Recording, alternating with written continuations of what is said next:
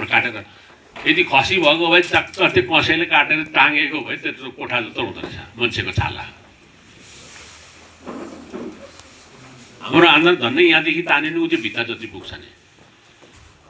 नभने दसैँ आउँछ, दसैँ आएपछि खसीको अनुहार तानी हेर्नुहोस् अनि थाहा हुन्छ कति लामो हुँदो रहेछ भनेर। भनेपछि छाला सबभन्दा सेन्सिटिभ हो है, एकदम सेन्सिटिभ अर्गन्स छाला हो। जीवाणुहरू आउँछ शरीरमा बस्नु दिँदैन यसले है। बस्नु थरीको 3 लेयर हुन्छ है, 3 पात्रे हुन्छ छाला। सबभन्दा पहिलो यहाँ हेर्नुहोस् यो बाहिरको भाग भयो, अनि त्यसपछि गएर दोस्रो भाग छ यो बोसो जस्तो हुन्छ, अलिकति लचकपन आउँछ। तेस्रो भागमा के हुन्छ भन्दाखेरि हाम्रो जति पनि रगतको नसाहरू तेस्रो भागबाट आएको हुन्छ। यति मात्रै बुझ्नुहोस् तपाईँले, छालाको के रहेछ 3 लेयर छ भनौँ, 3 पात्रे छ। अब हामीले थेरापी गर्ने भनेको माथिल्लो पात्र मात्रै हो है, माथिको भागलाई मात्रै गर्ने, अरूलाई होइन।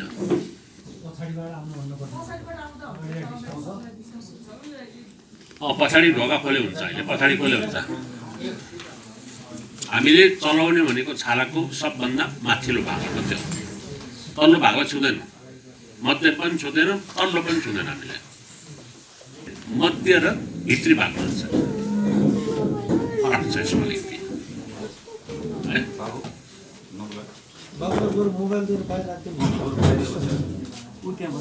बिचमा गएर बस्नुहोस् तपाईँ।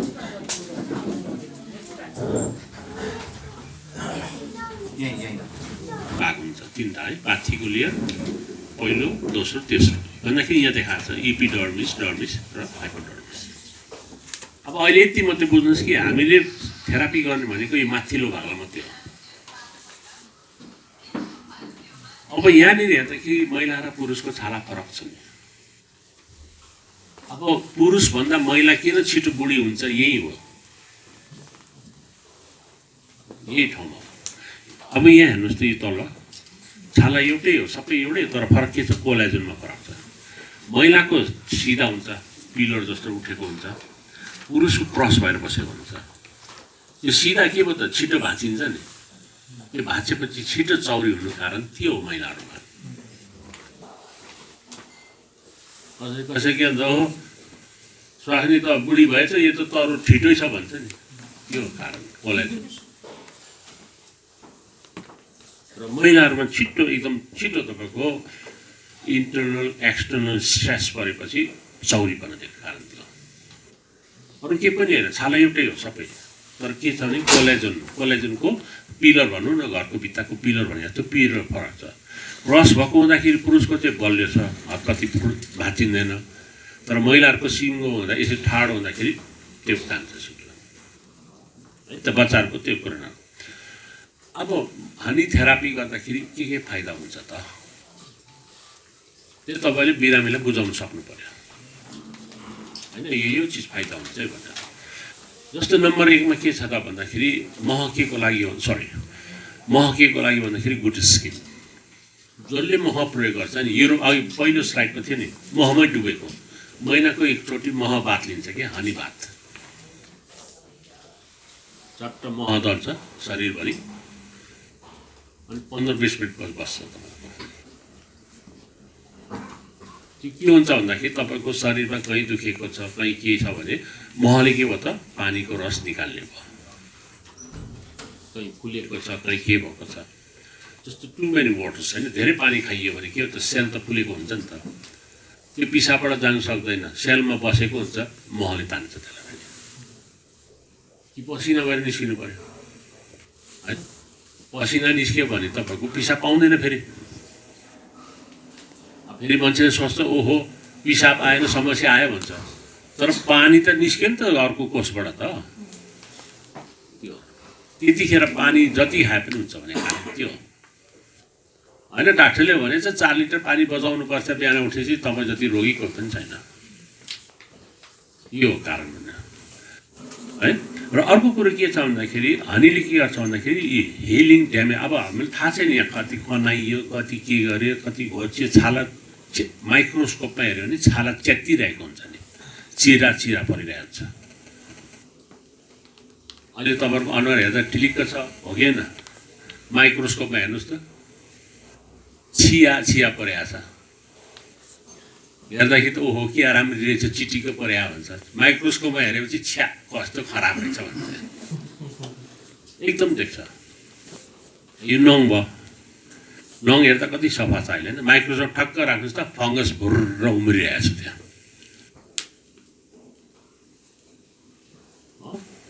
किन भन्दाखेरि माइक्रोस्कोप हेर्दा बल्ल थाहा हुन्छ। एउटा फाइदा के हुनु भने जसले हनी बात्लिन्छ अथवा मह दल्छ शरीरमा भनेपछि स्किन के हुने भयो त? स्किन के हुने भयो? राम्रो हुन्छ। महिनाको एकचोटि हनी बात्लिनुहोस्। खानै पुग्दैन सर, कसरी हनी बात्लिने भन्ला फेरि हाम्रो त त्यो छ नि, फेरि मनमा भन्नु लागिसकेको थियो, नभनौँ भनेर म त फेरि सरले डाइलग दिइहाल्छ भनेर यहाँ होइन है। अब थेरापी गर्दाखेरि चाहिँ 1000 रुपियाँ जान्छ भने चाहिँ तपाईँको 500 को मदल्दा के फरक पऱ्यो त? दोस्रो कुनै के हो त? Blood circulation. अब तपाईँको शरीर यसरी चाहिँ फनक्कै योगा गरेको जस्तो घुम्छ भने भुँडी हल्लाको होइन फेरि रामदेवले घुम्छ भने तपाईँको ब्लड सर्कुलेसन बेस्ट छ। जहाँनिर ब्लड सर्कुलेसन जान्छ त्यो ठाउँमा दुखाइ हुँदैन, त्यति हो। दुख्यो भनेको कारण के भन्दाखेरि त्यो ठाउँमा चाहिँ अक्सिजन नपुगेको। अब अक्सिजन लाने को त भन्दाखेरि रगत। कुन रगत भन्दाखेरि रातो रगत। अब ब्लकेज भयो भनेपछि त्यो खोल्ने के त भन्दाखेरि हनी थेरापीले खोलिदिने। ब्लक भएको नसालाई त्यो मसाज गर्दाखेरि तान्दा तान्दा त्यो फुलेर आउँछ, फुलेपछि त्यो ब्लक खुल्छ, अनि निको हुने कारण त्यो हो है। र अर्को कुरो के छ भन्दाखेरि तपाईँको टेम्परेचर, थर्मल भनेको टेम्परेचर, शरीरको टेम्परेचर एकदम कन्स्टेन्ट बस्छ है। अब अर्को आयो के भने डिटक्सिफाई, बोसो निकाल्ने। अब यहाँ हेर्नुहोस् है, दुईवटा यो छ। यो जति मोटा छन्, भुँडी लागेको छ, हिजो अस्ति भनेको छैन, सबै उहाँहरूको चाहिँ कोष यस्तो चाहिँ आलु जस्तो फुलेको छ है। अब पातलो मान्छेको यस्तो चाहिँ फरक छ। यो जति बोसो बढ्दै गयो, बोसो भनेको मतलब शरीर त्यति फुल्दै गयो। शरीर त उयो हो तर डिपोजिट भयो। बेलुन भनौँ न, एउटा बेलुनमा के हुन्छ, पानी थोरै हाल्दा त सिपिक्क बस्छ नि त। पानी हाल्दै गएपछि के हुन्छ भने फुल्दै जान्छ। अनि त्यो 15-16 वर्षदेखिको चाहिँ हाल्दै गएको त अहिले 30-40 पुगे त फुल्नु पऱ्यो नि त होइन? यही हो। र यो जब बोसो फुल्छ यसरी, यो बोसोभित्र सबै विषादी हामीले जति खान्छौँ, भात मासु के खान्छौँ, त्यो सबैको डिपोजिट हुन्छ त्यहाँ।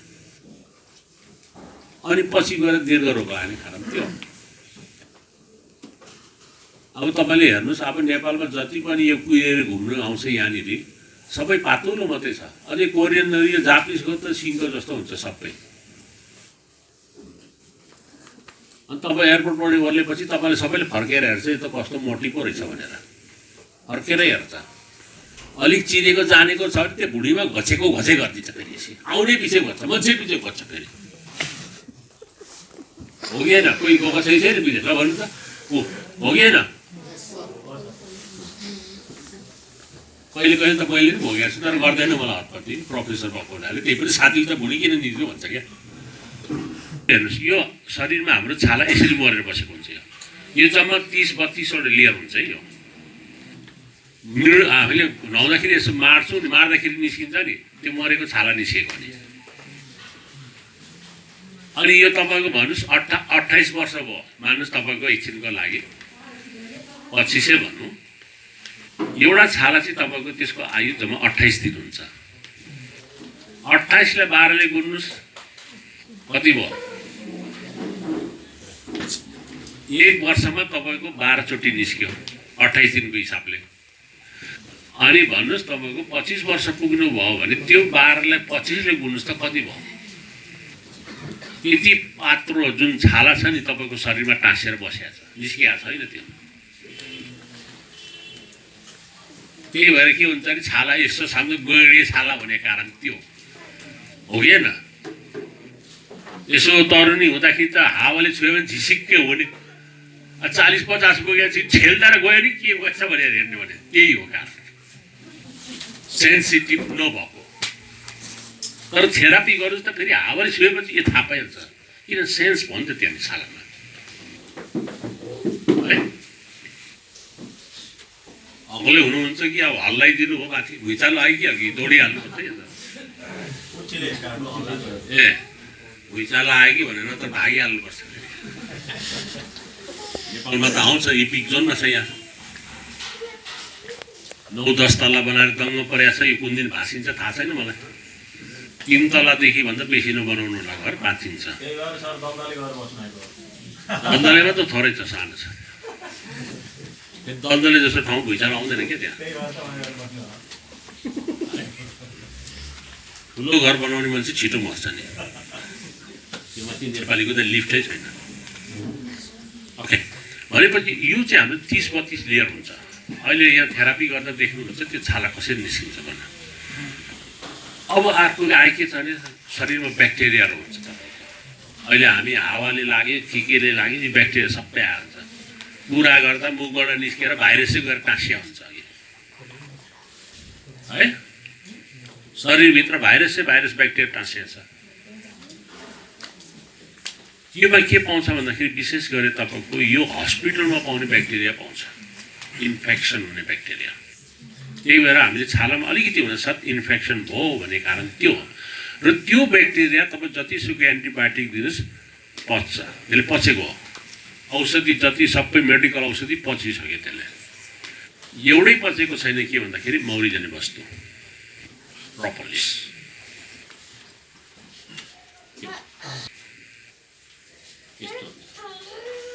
एकदम हाई त्यो के छ भने म्याग्निफाइङ गर्ने यो इलेक्ट्रोन माइक्रोस्कोपले लिएको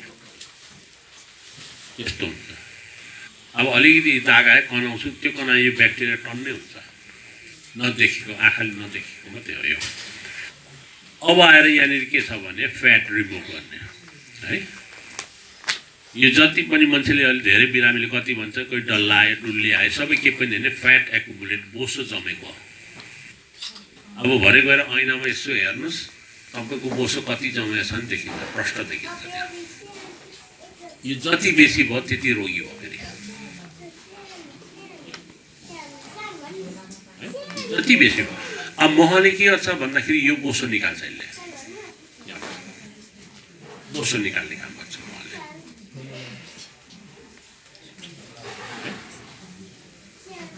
अब यहाँ हेर्नुहोस् विदेशमा के छ भन्दाखेरि तपाईँको विदेशीहरूले विशेष गरेर हापटु लाउँछ उनीहरूले